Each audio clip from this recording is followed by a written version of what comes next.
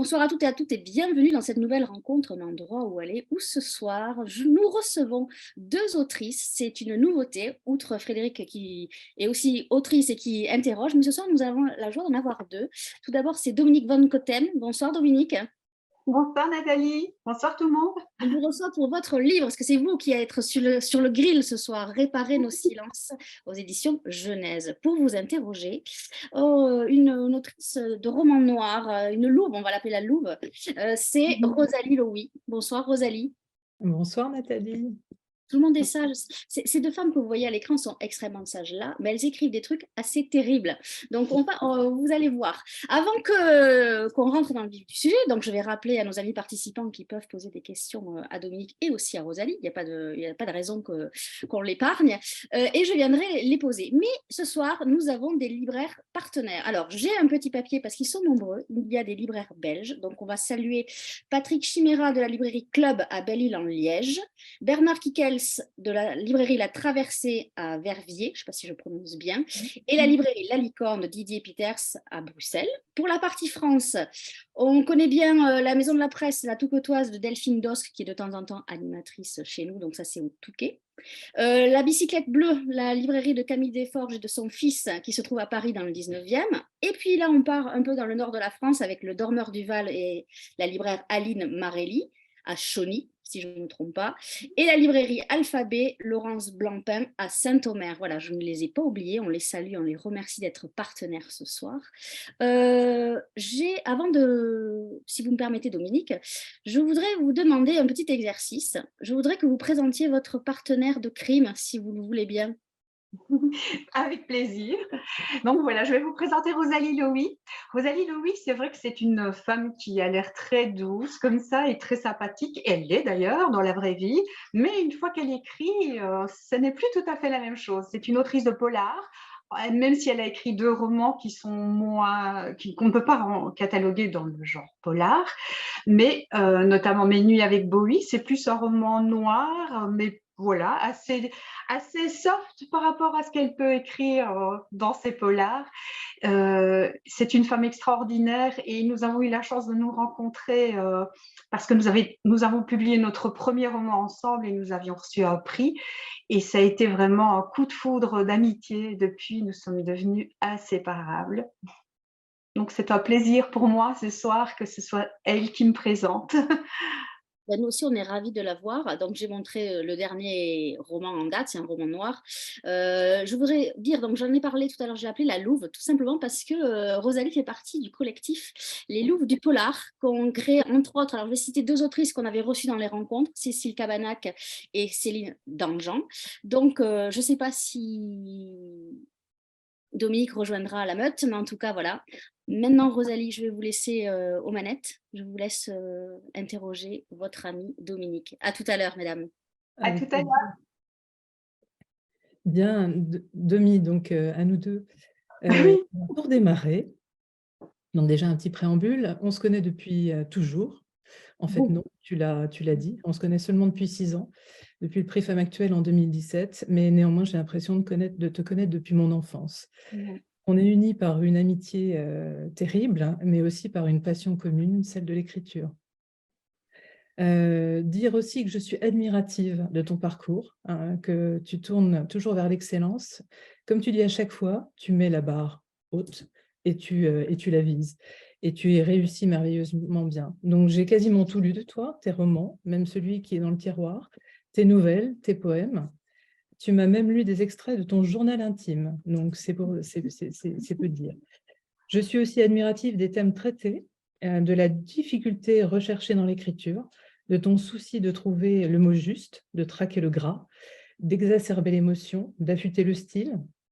Derrière ces lignes, il y a un travail immense que je connais pour t'avoir vu à l'œuvre, parce que l'écriture est un sacerdoce. Donc ton premier roman, comme on l'a dit, Le sang d'une autre, a été pris coup de cœur des lectrices Femme Actuelle en 2017. Tu l'as écrit dans ta cuisine et en secret. Donc voilà, déjà un premier essai réussi. Ton second roman, Adèle, est issu d'une nouvelle qui a été primée en 2021 par une maison d'édition du CEP présidé par monsieur l'ancien ministre de la Culture belge, monsieur Richard Miller, quand même. Et cette nouvelle a donné lieu donc à ce roman Adèle, qui est un roman aussi magnifique, et qui est d'ailleurs en lice pour le prix Club en littérature générale cette année, dont les résultats seront proclamés à la foire de Bruxelles fin mars. Je croise les doigts. Et enfin, le troisième roman, donc, qui est le propos aujourd'hui, donc Réparer nos silences, qui lui aussi est un vrai coup de cœur. Et je pense qu'il est promis à un beau succès. Voilà, donc vous voyez la couverture de Réparer nos silences. Et d'ailleurs, Dominique, je tiens juste à le dire, c'est elle aussi qui fait les couvertures de ces livres. Donc, elle est vraiment talentueuse à plus d'un titre. Donc, ce roman est d'une grande richesse. C'est à la fois l'histoire de l'enfance brisée de Ludovic en foyer, l'histoire d'une famille populaire, aimante, et une intrigue policière. L'ensemble est rondement mené, servi par une écriture, comme je l'ai dit, taillée au couteau, contemporaine, et qui donne une force à l'histoire et une réalité assez cruelle à certains passages qui sont durs, et beaucoup de relief aux personnages. Donc, on va en parler ensemble. Néanmoins, je vais te laisser, avant de te mettre sur le grill, présenter à ta façon ton roman. Voilà. Eh bien, voilà, le roman, c'est l'histoire d'un enfant qui a été abandonné à la naissance, qui n'a pas connu la chaleur d'un amour maternel ou d'une famille. Il est passé par la pouponnière, ensuite il a été en institution, et c'est seulement à l'âge de 15 ans que sa vie se stabilise un peu, parce qu'il y a une certaine Laura, qui est une mère de famille et qui est famille d'accueil, qui lui propose de venir vivre chez eux. Et là, à partir de ce moment-là, dans la vie de Ludovic, tout va basculer, parce qu'il va entrer dans cette famille. Et c'est un peu le choc de deux univers totalement différents entre lui, qui n'a jamais eu accès à l'amour, qui n'a jamais été aimé et qui ne sait pas très bien quoi faire des sentiments qu'il pourrait éventuellement éprouver. Et cette famille où il y a cette mère de famille Laura, ce père Christian, et deux enfants, Joe et Lydie, qui sont vraiment des grands cœurs sur pied, vraiment plein d'amour, une famille, il met une famille, tout ce qu'il y a de plus ordinaire. Dans un contexte, le père est chauffeur routier, la mère est femme au foyer, donc ce n'est vraiment pas une famille où on peut se dire qu'il va se passer des choses particulières ou qu'on est dans un contexte très romanesque, parce que finalement c'est une famille vraiment très ordinaire. Sauf que 6 ans plus tard, et le roman commence là-dessus, la police débarque chez eux et on apprend que Christian a été assassiné dans les sanitaires d'une station-service et qu'il s'agirait probablement d'un règlement de compte. Et à ce moment-là, de nouveau pour Ludovic, tout rebascule parce que la confiance qu'il avait commencé à nouer avec cette famille, avec les sentiments et avec ces personnes est mise un peu en danger, puisque on se rend compte que Christian n'était peut-être pas l'homme qu'on pensait qu'il était. Et le roman commence là-dessus, sur ce désir de connaître la vérité et surtout de vengeance. Surtout ne pas trop en dire pour Non. après se plonger dans le roman. Alors, pour démarrer, une première question, comment est né le roman? Est-ce que c'est un personnage qui t'a habité? Est-ce que c'est une idée, un thème, un fait divers? Je ne sais pas. Quelle est la genèse du roman? En fait, c'est le thème. Je voulais parler, j'avais vraiment envie de raconter une histoire d'un enfant qui grandit sans amour et qui essaie de se construire dans une vie d'homme avec ces bases-là et de cheminer avec lui. Et donc, j'ai choisi que ça soit un personnage masculin pour vraiment me détacher du personnage. C'était en même temps un défi parce que je voulais rentrer dans la tête et dans la peau d'un homme, ce qui n'a pas toujours été ça. Mais voilà, et essayer de voir comment quelqu'un peut se construire quand il a manqué d'amour, et en même temps, et ça on le découvre dans le roman, quand on a subi des sévices assez terribles, ce qui a été le cas de cet enfant. Et donc, le thème fondamental, on pourrait résumer à la résilience, mais ce n'est pas que ça, c'est vraiment tout un chemin de vie. Et c'était ça dont j'avais envie de parler. Tu évoques justement le fait que ton personnage principal est un homme, Ludovic. alors que dans les précédents romans, c'était une femme à chaque fois, Adèle ou Anne-Marie. Est-ce que, donc tu en as un petit peu parlé, mais est-ce que tu peux nous en dire un peu plus sur la difficulté ou pas à rentrer dans la peau d'un homme? Ah oui, ça n'a pas été ça, mais j'ai très vite opté pour cette solution-là, parce que quand j'ai imaginé le roman féminin et un personnage féminin, c'était difficile, parce que peut-être que je me serais trop identifiée au personnage et j'aurais vraiment eu du mal à écrire cette histoire-là en transposant au masculin. Voilà. Mais là, je me suis vraiment lancée un défi parce que je voulais que ça soit crédible et qu'on y croit à ce personnage de Ludovic. Et donc, souvent, j'ai dû me recadrer quand je me relisais. Je me disais, non, non, un homme ne penserait pas comme ça. Donc, ça a été en même temps un défi d'écriture. Et au bout du compte, c'était très agréable, en fait, d'ajouter une contrainte comme celle-là à l'écriture. Comme on l'a évoqué, donc il y a beaucoup de noirceur dans le roman, Mmh. des passages difficiles par rapport à notamment l'enfance fracassée, hein, c'est ce qui est marqué sur la 4e de cour du jeune Ludovic, donc des moments terribles que tu dépeins, avec beaucoup de cruauté, et aussi des moments lumineux, doux, Mmh. avec beaucoup d'amour, de résilience, notamment dans cette famille. Comment fais-tu pour alterner l'un à l'autre avec cette fluidité? C'est un peu difficile à expliquer ça, parce que ça fait partie un peu de ce que moi j'appelle la magie de l'écriture. J'ai un peu l'impression que les choses se mettent naturellement en place, parce que ce que j'aime écrire, c'est un peu la vie finalement. Et la vie, si on doit schématiser, c'est un peu ça, les épreuves qui arrivent, mais en même temps les mains tendues, en même temps les rayons de soleil. Et ce qui fait que beaucoup de personnes, et la majorité, très peu, on arrive à se suicider. Donc la majorité des personnes acceptent les épreuves en attendant des jours meilleurs, ou grâce à l'aide d'autres personnes ou d'éléments. Et donc, dans l'écriture, c'est la même chose. Cette histoire, c'est vrai que cet enfant, c'est terrible. Enfin voilà, c'est très noir. Ça n'a pas toujours été facile d'écrire son histoire, mais en même temps, en parallèle, il y a ces mains tendues qu'il a vues et auxquelles il a pu parfois répondre et accepter. Et ça, c'est le côté lumineux de l'histoire. Et c'était ça aussi que je voulais pas écrire un livre juste pour raconter une histoire terrible avec des sévices et une enfance torturée. Je voulais raconter une histoire où, dans le drame, il y a aussi parfois des rayons de lumière qui arrivent, et on peut choisir d'essayer d'aller vers cette lumière plutôt que de s'enfoncer dans les ténèbres. À un moment d'ailleurs, tu mentionnes les frères Dardenne dans ton roman. J'ai pas noté la page, mais ça m'a troublée. Et du coup, je me pose la question, est-ce que tu as le sentiment qu'il y a quelque chose d'eux dans ta façon de raconter la misère et la cruauté? Là, je n'aurais pas la prétention de me comparer aux frères Dardenne. Maintenant, c'est vrai que les frères Dardenne, eux, leur cinéma, ils racontent vraiment la vie simple, la vie de gens ordinaires. D'ailleurs, ils choisissent même souvent des comédiens qui ne sont pas des comédiens, qui sont des personnes de la vie et qui deviennent comédiens par la suite, pour être au plus proche d'une réalité. Et souvent, c'est un peu la misère sociale qu'ils dépeignent. Donc, d'une certaine façon, cette histoire, il y a un peu de cela, mais non, je ne pense pas que les frères Dardenne auraient envie de tourner un film avec cette histoire. On ne sait pas, hein, peut-être, on verra. On verra. Peut-être, en même temps, s'ils écoutent, moi, je suis d'accord.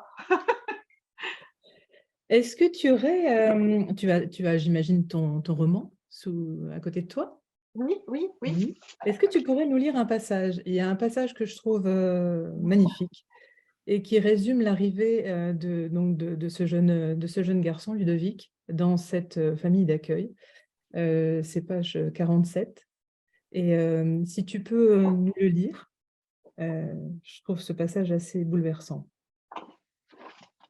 et qui plante assez bien le décor. Euh, Page 47, après la chanson. Après la chanson. Oui, c'est ça. Juste après, c'était cela, une famille d'accueil. D'accord. C'était cela, une famille d'accueil. Un garçon auquel l'administration avait refusé un prénom, une fille qui préférait Lénine aux fleurs, un père qui nous instruisait avec des cartes postales et une mère qui puisait les mots d'amour dans le répertoire de Jodassin. Et moi, au milieu de ce microcosme affectif, j'avais trouvé ma place. Les fugues, la révolte, le souhait d'en finir s'étaient évaporés au contact de ces êtres si parfaitement imparfaits. C'est magnifique. Merci. Pour revenir à Ludovic, quand on est autrice et qu'on doit écrire des passages aussi difficiles, douloureux, monstrueux que les sévices qu'il a subis, comment le vit-on en qualité d'autrice? Parce qu'on écrit, on va réécrire, on va retravailler, relire. C'est des moments qui sont très présents. Comment on sort de ça? Ce n'est pas facile, et d'ailleurs, certains passages, je repose. Il y a des moments où je m'offre des jours de vacances entre certains chapitres, parce qu'il y a des chapitres que je n'ai pas envie d'aborder. Et c'est vrai que souvent, je suis très bouleversée en écrivant certains passages. Ça m'arrive très fréquemment de pleurer quand j'écris. Voilà, mais je sais que c'est nécessaire. Par contre, voilà, moi, je n'ai pas envie d'écrire du gore et des phrases choc ou voilà. En général, j'essaie de traiter quand un sujet est difficile avec beaucoup de pudeur et même parfois sans dire les choses telles qu'elles sont. Je les suggère plus que de les dire parce que d'abord, le but, ce n'est pas de provoquer du dégoût, mais simplement d'essayer de faire comprendre une situation extrême et peut-être aussi que moi, ça m'aide à l'écrire en l'écrivant comme ça. Je pense que j'aurais beaucoup de mal à vraiment écrire des scènes trash, comme on dit, avec voilà, sanguinolentes. Voilà, ce n'est pas du tout ce que j'ai envie d'écrire. Et encore moins dans un contexte comme cette histoire où on parle d'un enfant qui a quand même subi des sévices assez pénibles. Oui. Mais tu fais ça bien parce que, en effet, parfois tu suggères plus que tu ne montres. Et c'est d'une puissance terrible. Que... J'ai remarqué, mais je ne sais pas si c'est vrai, tu vas me dire, que le thème des origines ou l'absence d'origine, le thème de l'enfance et de son impact dans la vie d'adulte, est fort présent dans ce livre, comme dans les précédents d'ailleurs. Est-ce que voilà, que peux-tu nous dire là-dessus? Bien, c'est quelque chose que je n'ai pas choisi à la base. Quand j'ai écrit mon premier roman, je n'ai pas réfléchi par rapport à mon histoire ou par rapport à voilà, ce que j'avais vraiment. Le but, c'était. Enfin, oui, si, l'histoire peut clairement cette quête d'origine, mais ce n'était pas très conscient par rapport à ce que j'aurais voulu dire. Et c'est à partir du moment où j'ai écrit Adèle, où j'ai commencé à me poser des questions par rapport à ça, en me disant, tiens, c'est marrant, je reviens sur ce... Voilà. Et donc, je me suis dit, bon, bah, c'est qu'il y a quelque chose à explorer, ou en tout cas quelque chose en moi qui doit sortir par rapport à ça. Et finalement, quand j'analyse un petit peu, parce que je me suis posé beaucoup de questions par rapport à ça, je crois que c'est simplement cette envie de raconter la vie et de la rendre un peu universelle. Et je sais que pour tout le monde sur cette terre, l'enfance a construit l'adulte que les gens deviennent. Et que quelque part, l'enfance est toujours évoquée à un moment ou à un autre, dans le bon sens ou dans l'autre. On a tous des souvenirs d'enfance et ça a laissé une empreinte très forte à l'intérieur des personnes. Et donc, il me semble qu'en partant de ces blessures d'enfance ou de cette quête d'identité, qui peut être celle de beaucoup de personnes finalement, eh bien, c'est un bon départ pour parler de la vie, en partant de ce début de vie qui construit l'adulte qui viendra plus tard.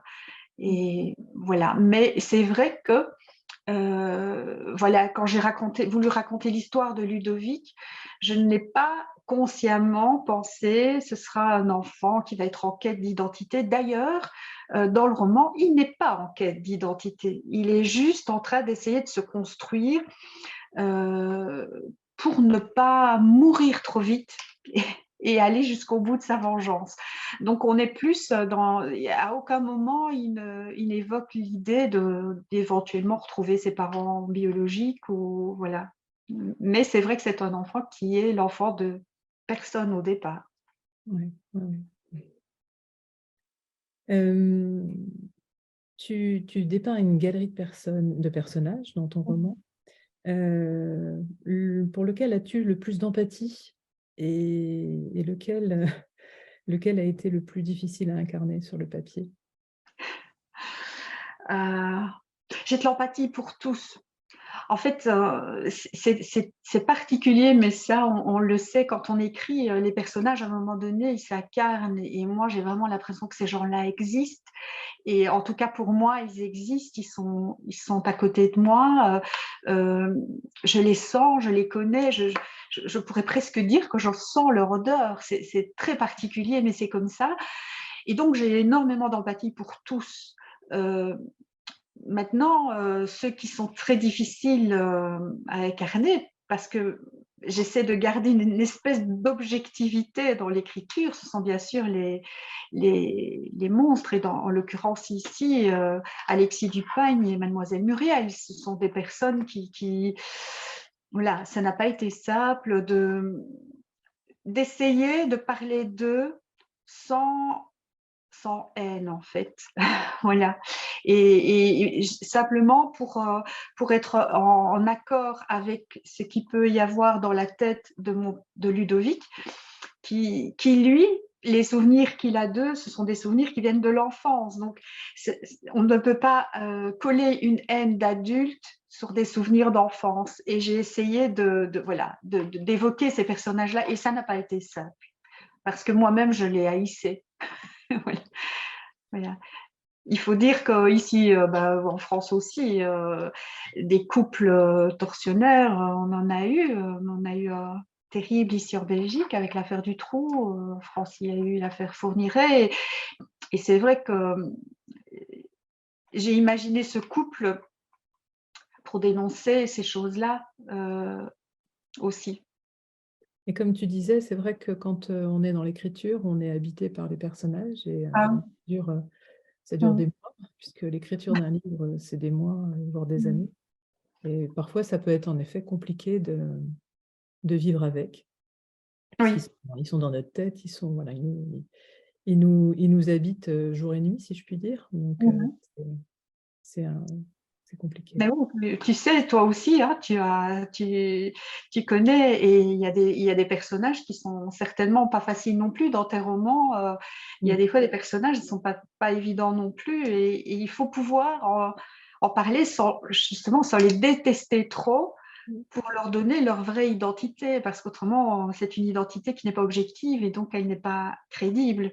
Et puis expliquer aussi les mécanismes, c'est aussi ce qui est intéressant, c'est expliquer pourquoi à un moment donné on peut devenir un monstre ou devenir une victime. C'est vrai qu'il y a toute la partie psychologique qui est intéressante, ou psychologique ou autre, hein, le bagage, on va dire, social, éducatif, qui peut amener à être ce qu'on est à un moment donné. Tu fais référence à Joe Dassin, que j'adore, qui a bercé mon enfance. J'ai chanté Joe Dassin à tue-tête, donc qui est en l'occurrence le chanteur préféré de Laura. Oui. Et tu fais référence aussi à Bourvil, qui est le nom de ce chien adorable. Est-ce que tu peux nous dire pourquoi ces références à ces deux personnages? En fait, j'avais vraiment envie de camper justement cette famille-là dans un milieu, tout ce qu'il y a de plus commun. Et, et Laura, le personnage de Laura est un personnage très fort. C'est vraiment un personnage qui m'a touchée en plein cœur. Et cette femme, j'avais envie qu'elle ait un chanteur préféré et je trouve que Jodassin, c'était vraiment, parce que c'est une époque aussi, on est dans les années 80 Mm. et donc c'était vraiment dans les chanteurs de référence. Je ne la voyais pas aimer Michel Sardou ou Johnny Hallyday. Jodassin, c'était en même temps la douceur de Laura et en même temps les textes des chansons de Jodassin sont magnifiques. Quand on enlève cette musique très populaire qui nous colle à l'oreille, parce que finalement j'ai chanté Jodassin pendant des mois d'écriture, dès que je sortais une chanson, je l'avais dans la tête au moins pendant 3 jours. Mais si on enlève la mélodie et qu'on lit, c'est absolument magnifique. Ce qu'il a écrit, c'est presque de la poésie. Et Complètement. ces mots-là, ça collait bien dans la bouche de Laura. C'était pour moi le chanteur idéal pour Laura. Et j'avais vraiment envie que Jodassin devienne un personnage au milieu de cette famille. Et il occupe d'ailleurs une grande place dans cette famille, Jodassin. Carrément. Et moi, j'ai redécouvert les textes parce que comme toi, j'écoutais, on va dire, plus la mélodie que les paroles. Et les paroles, enfin, moi, j'étais un peu bluffée de Oui, voir, c'est beau. de voir le C'est très sens. beau. Oui. Et Bourvil, ça c'est un clin d'œil, mais voilà, ça ramène aussi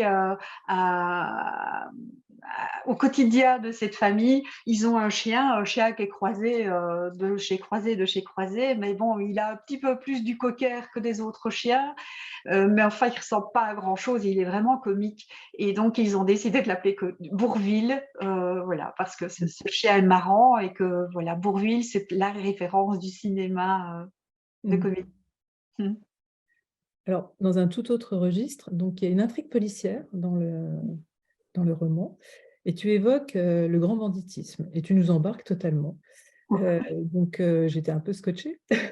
Et du coup, je voulais savoir comment tu avais documenté cette partie. Est-ce que par hasard, tu as de la famille dans la mafia, peut-être?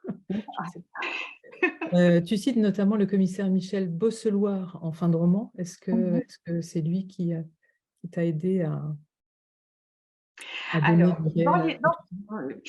dans cette histoire, il y a plusieurs choses. Donc, quand je suis partie dans l'idée enfin, dans cette enquête avec le grand banditisme, je me suis dit, mais dans quoi est-ce que je m'embarque? Parce que malheureusement, je n'ai pas de parrain dans la mafia, ou même si j'en avais un, je ne le dirais pas. Mais non, je n'ai pas de parrain dans la mafia et je n'ai pas moi-même espionné ou, enfin, voilà, ce n'est pas mon quotidien. Et j'avais un peu peur de m'embarquer dans quelque chose de compliqué, mais en même temps, c'était nécessaire à l'histoire. Et en même temps, j'aime encore bien de me lancer des défis d'écriture. Donc voilà, il y a eu de tout ça. Donc j'ai écrit. Je me suis documentée évidemment, merci Internet, hein, on peut quand même trouver beaucoup d'informations sur beaucoup de choses. Et effectivement, après, j'ai fait cette rencontre avec le commissaire Bosseloir, qui est le grand commissaire ici à Liège, dans un autre contexte. Et on avait discuté un petit peu, et puis je l'avais trouvé tellement sympathique, je me suis dit, bon, ben, je risque rien, je lui ai posé la question, je lui ai expliqué que j'étais en train d'écrire un livre, il y avait une enquête policière, que j'avais fait des recherches, mais que je n'étais pas sûre d'être juste dans tous mes propos. Et je lui ai demandé s'il acceptait que je lui pose une série de questions pour m'aider. Et il a été adorable. Non seulement il a répondu à mes questions, il m'a fait tout un plan de scène de crime. Enfin voilà, il a vraiment permis de cautionner cette histoire de grand banditisme, ces fameuses scènes de crime. Et voilà, il m'a aidé Bah, là. c'est réussi, franchement, c'est réussi. Il y a quelque chose aussi qui est très troublant dans ta manière d'écrire, c'est que tu donnes à penser qu'il y a de l'autobiographie dans tes romans, les trois. À chaque fois, et c'est d'ailleurs à chaque fois une question qu'on te pose, hein, en te demandant, mais Oui, c'est vrai. est-ce qu'Anne-Marie, c'est ton histoire? Est-ce qu'Adèle, est-ce que c'est ton histoire? Ludovic, est-ce que c'est ton histoire? Comment tu parviens à réaliser cette prouesse de... Moi, je suis sidérée, parce qu'on ne me demande jamais, moi, si c'est autobiographique dans mes polars. C'est pas le même genre non plus. Je pense que c'est le genre littéraire qui fait ça. Je pense que dans les libellules, on pourrait très bien te poser la question de savoir si c'est ton histoire ou en tout cas l'histoire de ta famille, parce que c'est un roman qui parle de l'âme humaine et la famille, voilà, Un polar, c'est vrai que d'office, on n'essaye même pas d'imaginer que l'auteur fait partie, enfin, que ça puisse être autobiographique. Donc, il y a déjà le genre littéraire, on va dire. Après, c'est vrai que moi, j'aime bien d'incarner les personnages. C'est comme si je prenais un squelette en disant, voilà, c'est un homme, c'est une femme, il vient de ce milieu-là, etc. Puis après, j'ajoute de la chair et de la chair pour qu'à un moment donné, il existe. Et il me semble, c'est ce qui me plaît dans l'écriture, c'est de donner vie à des personnages au point qu'on a l'impression qu'ils existent. Bon, quand moi je le ressens, je me dis déjà que j'ai touché quelque chose, mais alors quand le lecteur le ressent et que le lecteur imagine que ces personnes existent, alors je suis comblée parce qu'en fait, c'est ça qui me plaît vraiment, c'est d'aller, quand je dis fouiller l'âme humaine, c'est justement ne pas seulement décrire un personnage. D'ailleurs, physiquement, je décris très peu mes personnages. Et souvent, je ne vais même pas spécialement parler même de la couleur de leurs cheveux, de leur grandeur. Enfin, voilà. Et pourtant, chacun les voit. Parce que ce que j'aime, c'est euh, d'expliquer comment ils pensent, comment ils réagissent face aux situations, quels sont leurs défauts, quelles sont leurs qualités, quelles sont leurs petites manies. Et à un moment donné, ça leur donne une âme. Et je pense qu'à partir du moment où le personnage a une âme, il existe et il existe dans la tête des lecteurs. Alors de là à aller imaginer que le personnage, c'est moi, il n'y a qu'un pas. Et quand on me demande, et d'ailleurs pour Le sang d'une autre, c'est vrai que quand l'éditeur m'a téléphoné pour me dire que j'allais être publiée, il m'a demandé, la première question qu'il m'a posée, si ce livre était une autobiographie. Et j'avoue que j'ai eu un nœud dans la gorge, ça m'a vraiment touchée parce que je me suis dit, il croit en cette femme-là, elle existe. Et donc ça m'a vraiment touchée. Donc voilà. Après, c'est vrai que comme je pense tous les écrivains, et toi c'est la même chose, on met toujours un peu de nous dans ces personnages, évidemment, puisque ils nous touchent et puis on va chercher ce qu'on connaît dans nos sentiments, dans notre vécu ou dans ce qu'on peut observer autour de nous. Alors évidemment, il y a toujours une petite part qui nous appartient, mais le personnage en lui-même, ce n'est pas moi, comme toi dans tes romans, ce n'est pas toi non plus. Ouais. Mm. À un moment donné, tu évoques Vimereux. Donc ça m'a fait, ça m'a fait sourire. Et en même temps, j'étais ravie. Donc, quand Ludovic et Constance partent en vacances, ils partent à Vimereux, parce que voilà, Vimereux, c'est la ville préférée au monde de Constance, carrément. Donc, je pense que les habitants des Hauts-de-France vont être enthousiastes et ravis.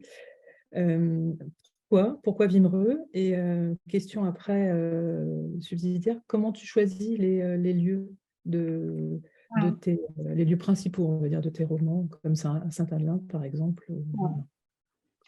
Alors, c'est marrant que tu me poses la question pourquoi Vimereux. Parce que Moi, je bon, sais, mais bon. voilà.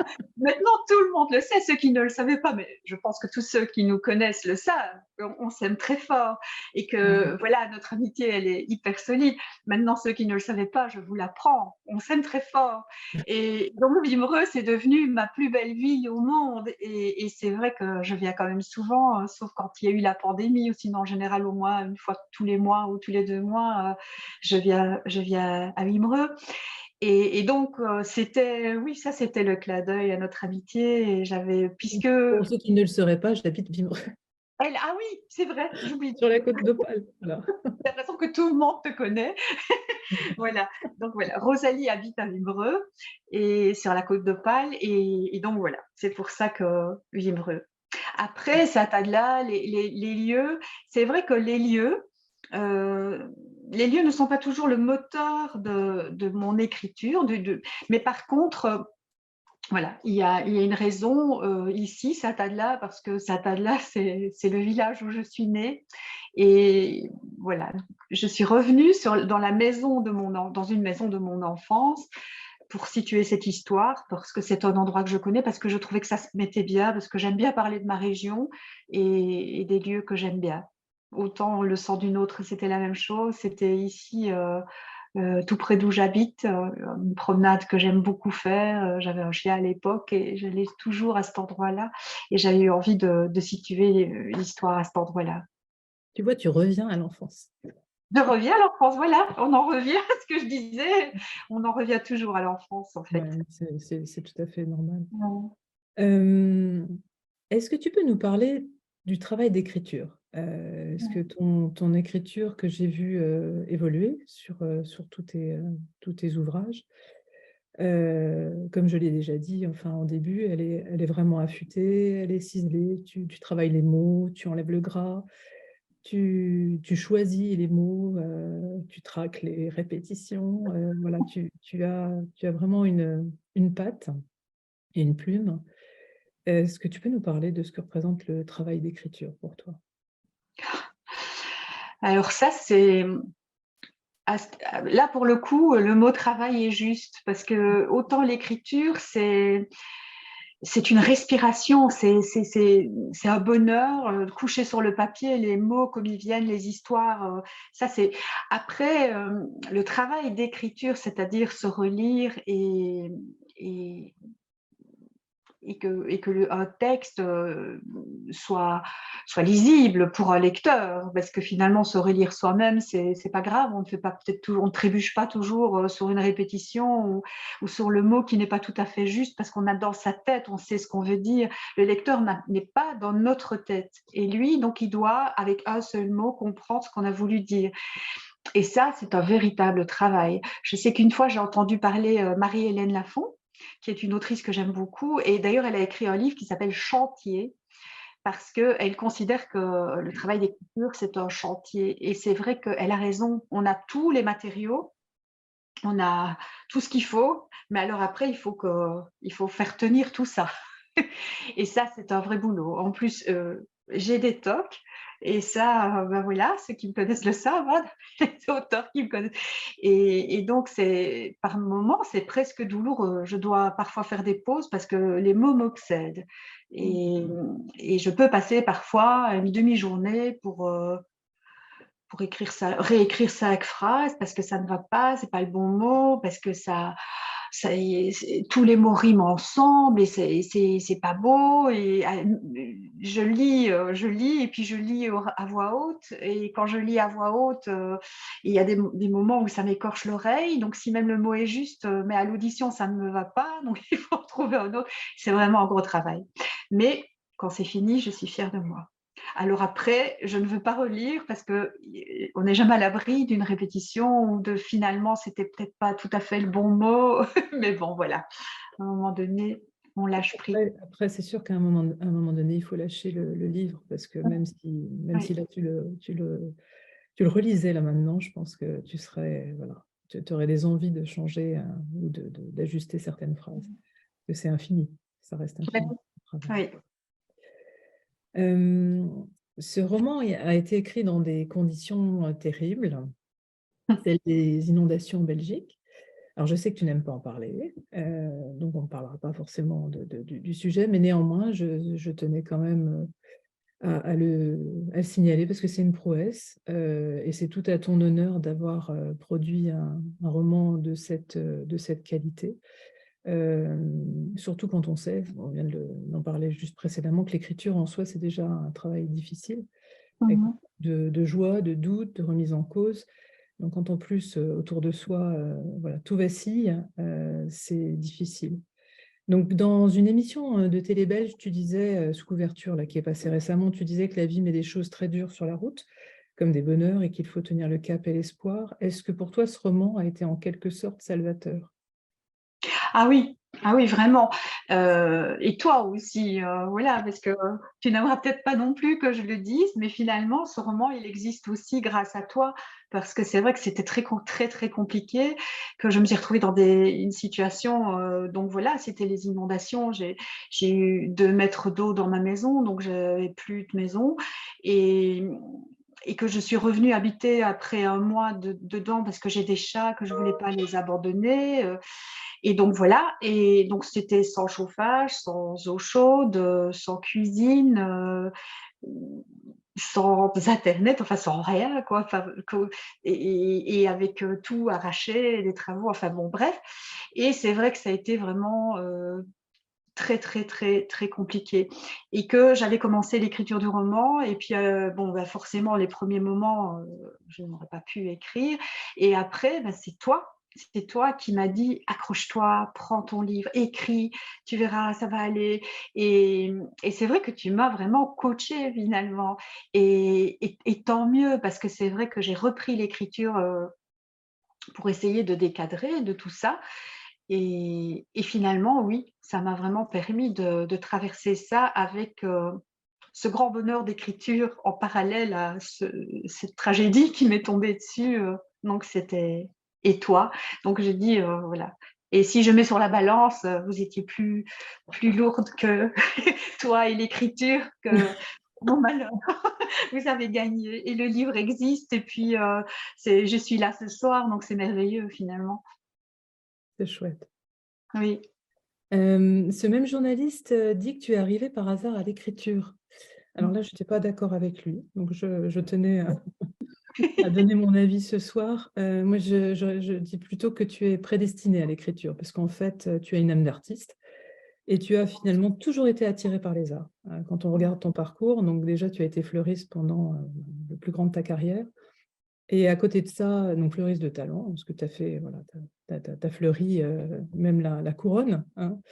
Et tu t'es adonné à la peinture, à l'opérette, à la restauration de mobilier, tu as fait du théâtre, tu fais toujours du théâtre, à l'écriture. Depuis peu, tu t'es mis aux claquettes.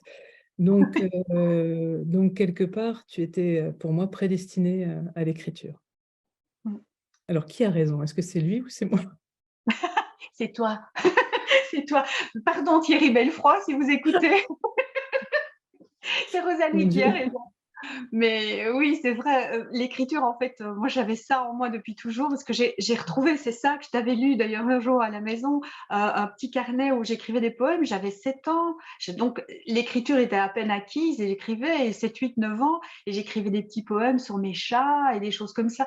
Donc je sais que ça m'a toujours, même l'écriture en elle-même, le geste, je sais qu'à une époque de ma vie, j'ai même suivi des cours de graphologie pour étudier cette écriture, cet objet qu'on couche sur le papier et qui est un dessin et qui dit des mots. Et donc voilà, et ça a toujours été là. Mais c'est vrai qu'il a fallu longtemps pour que je m'autorise à écrire un roman. C'est voilà. Est-ce que tu as des projets d'écriture? Oui, Mm. oui, oui, ça j'en ai toujours des projets d'écriture. Donc voilà, il y a un prochain roman, mais il n'est nulle part, voilà, il n'est nulle part, mais il se construit tout doucement dans ma tête. Et après, il y en a d'autres derrière. Donc, pour le moment, j'ai 5 idées de romans, mais on n'en écrit qu'un à la fois. Et j'ai le projet pour un. Oui. Est-ce que Rosalie, tu as terminé tes questions Oui, ou pas? Oui. oui, oui. Alors, j'ai un message à vous transmettre. On va commencer par les messages, parce qu'on transmet toujours un message. Il vient de Delphine qui dit: Je vous adore, les filles. C'est tellement bon de vous voir et de vous entendre. Elle vous embrasse. Donc, ça, c'était le message de Delphine. Bisous Delphine. Merveilleux. Bisous, Delphine.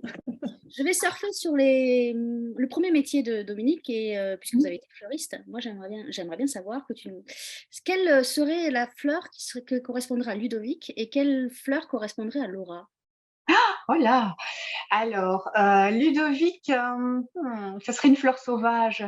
Une fleur sauvage, oui, une graminée ou même peut-être un coquelicot, parce que voilà, un coquelicot pour Ludovic. Et Laura, Laura, ce serait une fleur, peut-être un iris, un peu avec des pétales fragiles, translucides, bleus. Oui, voilà. Parfait, parfait. Alors, Julie, quand on est ami et auteur, soi-même, comment fait-on pour faire des remarques sur un manuscrit sans vexer l'autre ou sans s'encombrer de ses idées personnelles sur le manuscrit de l'autre? Alors, je ne sais pas qui veut répondre à cette question. Les deux. Répondre les deux. On peut répondre. Oui. Alors, bah, ça dépend déjà de ce qu'on souhaite faire en tant qu'auteur. À partir du moment où on a le souhait de progresser, il faut s'ouvrir à la critique. Et à la critique d'une amie autrice qui a de l'exigence comme c'est le cas, bah, c'est important. Alors, c'est vrai que les remarques, elles piquent, hein, parce qu'on a toujours le sentiment que ce qu'on fait, c'est merveilleux, c'est pas vrai, hein. On est toujours pleine de doutes, mais voilà, on a toujours le sentiment de progresser d'écrit écrit après écrit. Donc voilà, les remarques, elles piquent, mais quand on les lit, qu'on les analyse, qu'on essaye de prendre un petit peu de hauteur, de recul, bah, ça fait un bien fou et ça permet surtout de progresser et voilà, de s'améliorer et ça, c'est chouette. Oui. Et pour nous deux, l'avantage, c'est que comme on se connaît fort bien, on connaît nos travers. Et on sait aussi où on peut s'aider l'une l'autre parce qu'on n'a pas du tout la même façon d'écrire. Et donc, on connaît bien nos points faibles et je trouve que c'est précieux. Le travail qu'on fait toutes les deux, en général, Rosalie est la première à lire mon manuscrit, et je suis la première à lire le sien. Et cette première lecture, elle est assez déterminante et je pense qu'on aurait vraiment du mal à s'en passer. Voilà. Emmanuel demande, est-ce que vous pourriez un jour écrire à 4 mains, puisque vous êtes tellement complices? Je pense. Moi, j'y ai déjà pensé, comme ce serait chouette d'écrire un jour à 4 mains. Oui, oui, je pense que c'est possible. Oui, oui. Même si on n'a pas du tout le même style, je pense que c'est possible et au contraire, ça serait assez amusant.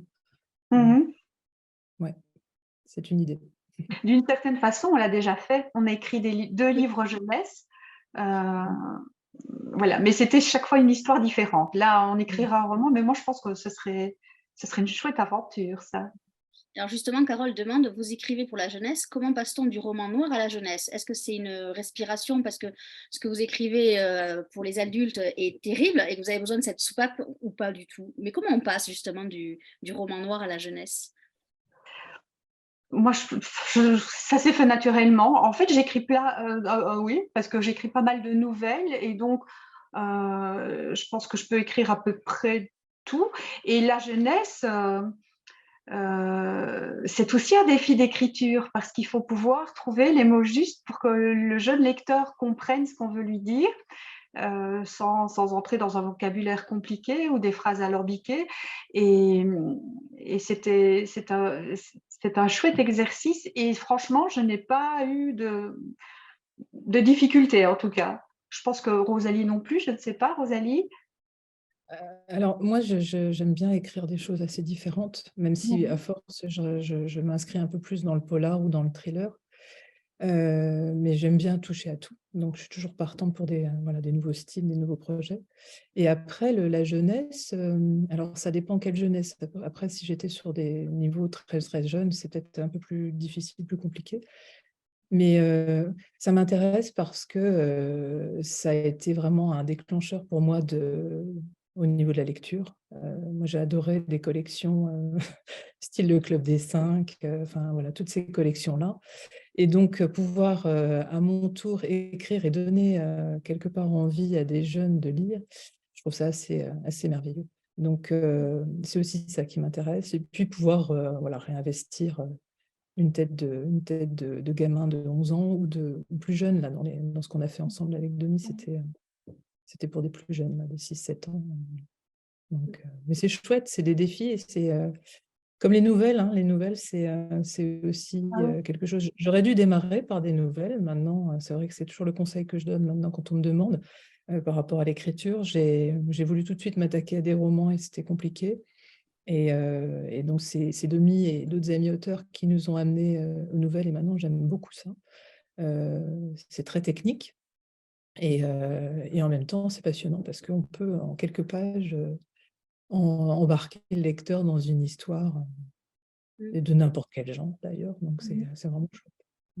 Il y a un message de Nelly qui dit tous les romans de Dominique sont merveilleux, sans oublier son recueil de poèmes, Le bleu de fin d'été qui n'a pas dit son dernier mot. Magnifique, magnifique. Donc, voilà, Merci Nelly. alors, il y a une question de Romina qui dit à Dominique, vous avez dit qu'un jour vous vous êtes autorisé à écrire un roman. Quel a été votre déclic? Mais c'était, en fait, je me suis lancée. Le vrai déclic, c'est que j'ai j'ai participé à un atelier d'écriture. C'est ça qui m'a libérée de ces blocages que j'avais par rapport à l'écriture, en me disant oui, mais enfin, t'es fleuriste, t'es pas romaniste, enfin bon, voilà, tous les blocages qu'on peut avoir comme ça dans la vie. Et cet atelier d'écriture m'a libérée. Donc, j'ai commencé à écrire des nouvelles.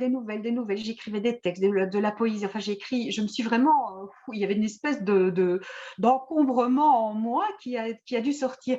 Et en fait, à un moment donné, je me dis, j'aimerais quand même bien écrire une histoire sur du plus long terme, parce que rester plus en contact avec les personnages, je vais essayer d'écrire un roman. Et c'est comme ça que c'est arrivé. Et je me suis dit, je me lance ce défi d'écrire un roman. Je n'en parle à personne, comme ça, si jamais je n'y arrive pas, je ne vais pas me trouver dans une situation, on va dire quoi ton roman, et je vais devoir dire non, je n'y arrive pas. Je me suis mis effectivement à coin de table de ma cuisine. Je n'ai même pas dit à ma fille. Et j'ai écrit ce roman, et c'est quand ça a été terminé que j'ai demandé à la dame qui anime les ateliers d'écriture, qui est une amie et qui est philosophe, et je me suis dit, tiens, est-ce que tu veux bien lire, me dire si tu penses que ça tient la route, que voilà. Et c'est là qu'elle m'a dit ouais. Et donc j'ai commencé un peu à y croire, et je l'ai envoyé chez un éditeur, et puis voilà, il a été publié. Tout a démarré comme ça. Tiens, en parlant de philosophie, tu as écrit page 222, « Où va l'amour lorsqu'il rend l'âme ?» Est-ce que tu sais répondre à cette question? Non, parce que, et dans le contexte, où va l'amour lorsqu'il rend l'âme, c'est justement, c'est quand Christian est mort et Laura est devant sa tombe, et le corps n'est plus là, mais l'amour, il est intact. Et donc, ce morceau d'amour qui est parti avec Christian, où est parti Christian? Ses sentiments, où sont-ils? C'est une question, voilà, très difficile, à élucider, un mystère difficile à élucider. Et en même temps, je pense que chacun, justement, pour survivre à ce genre de douleur, trouve un peu sa solution. Olivia demande, quel rapport avez-vous avec les anges? Puisque vous parlez beaucoup d'anges dans votre roman aussi. Il y a des références, on va dire ça comme ça. Ah, une référence. Oh, non, c'était justement la référence. Et d'ailleurs, je le dis bien, qu'à partir du moment où Ludovic dit que pour lui, Laura est un ange, il le dit, il va puiser dans un répertoire qu'il connaît, parce qu'il voit cette femme qui ne ressemble à aucun être vivant, aucun être humain de ceux qu'il a rencontrés jusque-là, même s'il y en a eu des meilleurs que d'autres. Et il la voit vivre, il se dit, mais elle n'est pas humaine, elle est mieux que ça. Et il veut lui donner un nom.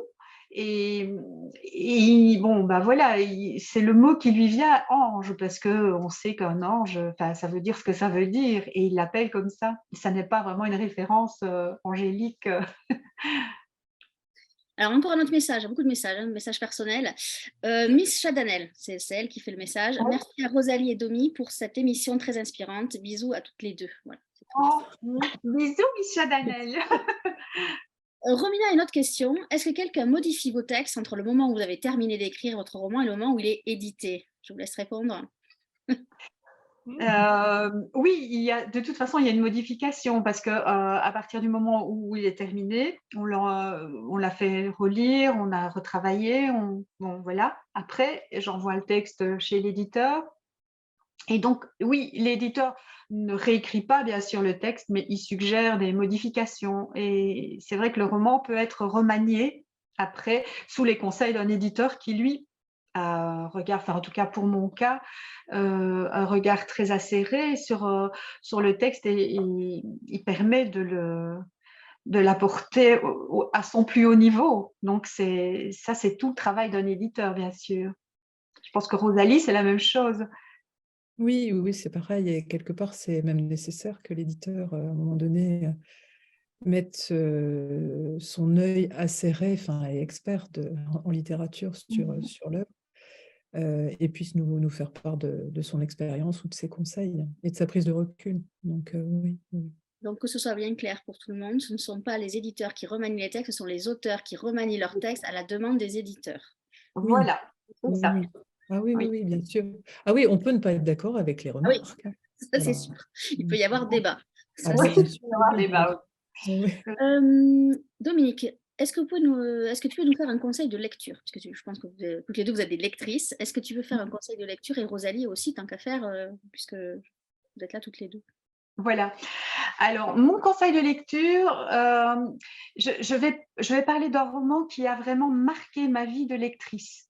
Et après, ma vie d'autrice, parce que c'est vrai que c'est un auteur que j'adore et c'est un auteur qui est pour moi une référence dans l'idée de l'écriture, enfin, je ne vais pas dire où je voudrais arriver dans l'écriture parce que je place la barre très haute là, mais voilà, c'est Philippe Claudel et c'est le roman La petite fille de Monsieur Lynn. C'est un roman déjà assez ancien, mais on le trouve toujours. Je me rappelle que quand j'ai lu ce livre, il m'a bouleversée comme peu de livres m'ont bouleversée. C'était peut-être le contexte, enfin voilà, je revenais d'un voyage, enfin bon, bref. Mais cette écriture, à la limite de la poésie, est tellement simplifiée, avec quelques mots, il me racontait 1 heure d'histoire.